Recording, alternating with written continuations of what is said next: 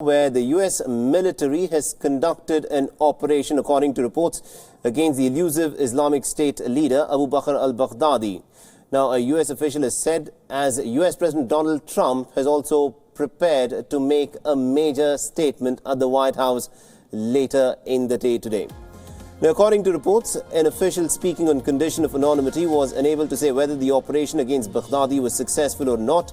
Reports have further added that the operation took place in Syria's northwestern Idlib province and was carried out by Special Operations Forces after receiving what was described as actionable intelligence. Now, the president gave an indicator that something was afoot earlier on Saturday night when he had tweeted without any explanation. He'd put out a pretty cryptic tweet where he had said, and I quote him here, "Something very big has just happened." Now, just last week, he'd used the same room to announce that a ceasefire between Turkey and the Kurds had taken hold. In fact, the Iranian officials have told the media that they were informed about Baghdadi's death. There are also reports that the terror group was planning an attack on American soil. According to reports, the ISIS supporter had used the depiction of New York City in a threatening poster and had shown an explosion at the White House. Meanwhile, there is at this point of time no confirmation whatsoever whether Baghdadi has been killed or not. This, remember, is not the first time the report on Baghdadi's death has come forth. The ISIS leader, of course, remains extremely elusive and has appeared just twice in the last 5 years. Once during the time that he had addressed from the pulpit from the historic big mosque in Mosul, and then again recently in a video that he had released. And it remains to be seen as to what will be this big announcement that President Trump intends to make in just a bit from now. And Wion's West Asia Bureau Chief Daniel Pagani is now joining us live from Oman. Good morning to you, Daniel. Now, this is, of course, a report that has come through where it is being said that Abu Bakr al-Baghdadi, the leader of the ISIS, could have been killed in an operation by the United States. Donald Trump has not said what is the big announcement that he wants to make, but something big has happened, is how he has put it in his tweet. What more information do we have on this report that states that Abu Bakr al-Baghdadi could have been killed? Clearly, we have very sketchy information. This is a story which will develop through the day, and we will obviously keep a track on it. If we are to go by what we have right now, we have the President of the United States announcing a major operation. We know that there has been an aerial attack conducted by 2 military helicopters in the northwestern part of Syria. We also know that Iranian officials told to the media that the Syrian government informed them about the killing of Abu Bakr al-Baghdadi. Clearly, we are talking about anonymous Iranian officials declaring this to the media, but this is also another relevant piece of information. If we are to go by the reading of the context in Syria, Idlib might be one of the only places where actually the self-proclaimed caliph was hiding. There is still an array of rebels there in Idlib, anti-Assad rebels, and part of them are very extremist and very much linked to al-Qaeda. The problem is that al-Qaeda and the Islamic State were at the odds because they divided territories in Syria, so perhaps Abu Bakr al-Baghdadi miscalculated the loyalty of the people there in Idlib, but certainly Idlib is a credible place where he would have been hiding. Also, we would have absolutely no reason to doubt that the President of the United States announcing a big operation regarding the Islamic State could actually announce the killing of Abu Bakr al-Baghdadi. The many other times that he was we were told that he was killed, was never this specific. We didn't have this amount of information. It was only a military source saying that he might be wounded or whatever. But this time it seems that multiple sources are all going into one direction. Hence, it is very likely that we will see an announcement soon by the President of the United States informing us that Abu Bakr al-Baghdadi has been killed. Absolutely indeed. Now, President Trump, he's just put out a very cryptic tweet. He said, and I quote him here, "Something very big has just happened." He tweeted this about 5 hours ago. Now, according to reports, this is again speculative. It is being said that the reason as to why this announcement has not been made officially is because the United States first wants to do DNA testing and confirm whether it is indeed Abu Bakr al-Baghdadi. Is that what you're learning as well from your sources? Yes, that's exactly what I'm learning. Only remember also that the only way to actually prove that such a leader has been killed is either publishing his picture and coming out in public domain with some relevant details about the operation, or trying to test his DNA. There will be no other means to confirm that he is actually the leader of the self-proclaimed caliphate, the Islamic State terror group. So that's going to take some time. It is probably an operation which is currently conducted in cooperation with Turkey.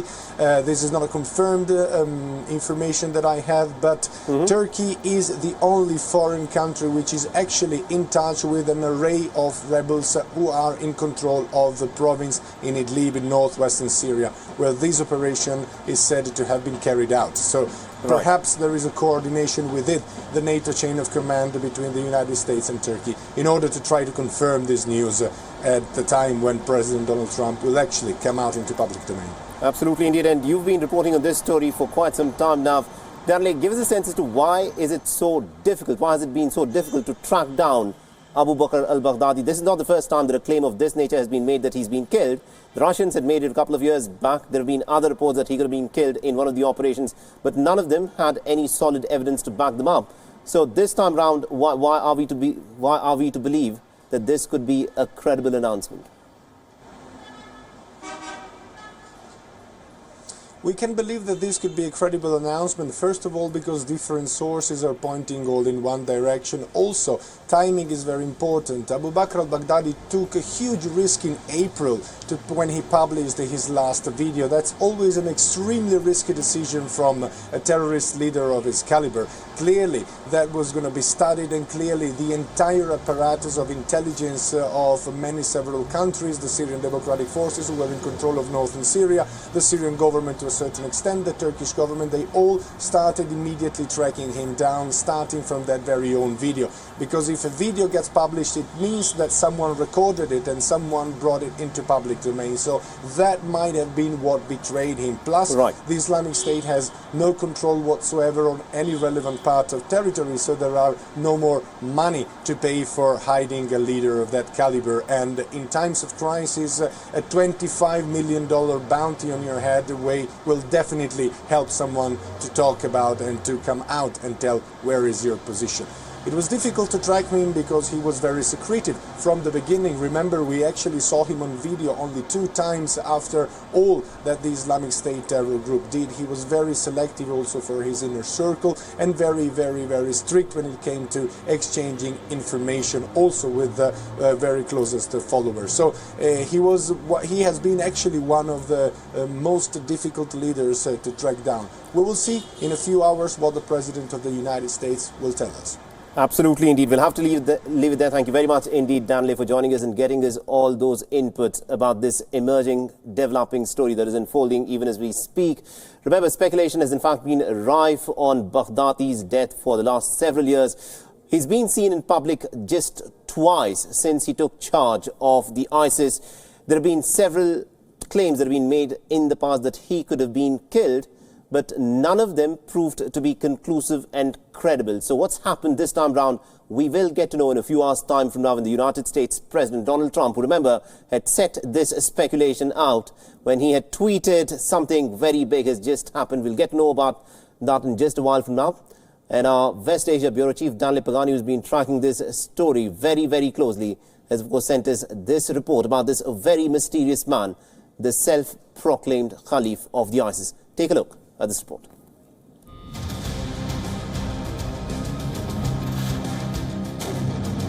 Islamic State leader Abu Bakr al-Baghdadi is a rather mysterious man.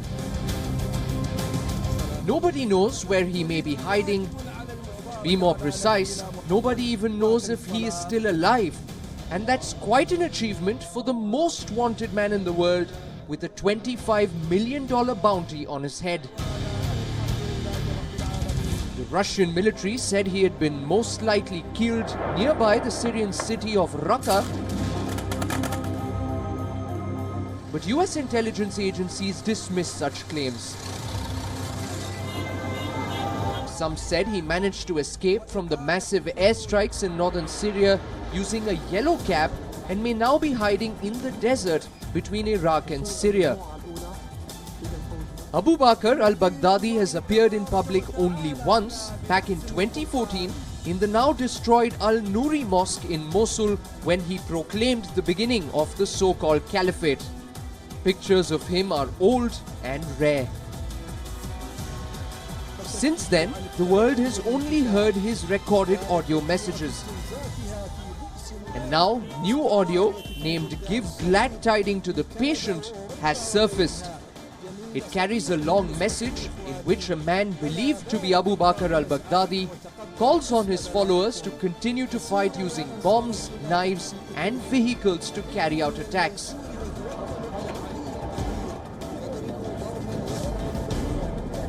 He specified one vehicle attack equals to 1,000 attacks on the battlefield. If genuine, it would be the first time the Islamic State leader has spoken since September 2017 and the first time he's openly called for global attacks. ونبارك للأسد الضارية في بلدان الصليب في كندا وأوروبا وغيرها جميل صنيعهم نصرة لإخوانهم ألا بارك الله. The message seems to have been recently recorded. The speaker salutes Muslims on Eid al-Adha and refers to the current spat between the US and Turkey relating to the detention of Christian pastor Andrew Brunson.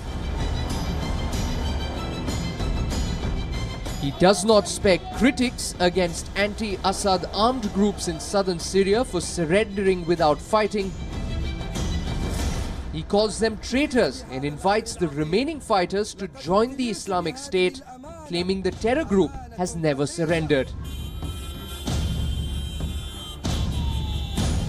A particularly worrisome invitation after the UN released a report stating there may be between 20 to 30,000 active ISIS terrorists scattered all over West Asia.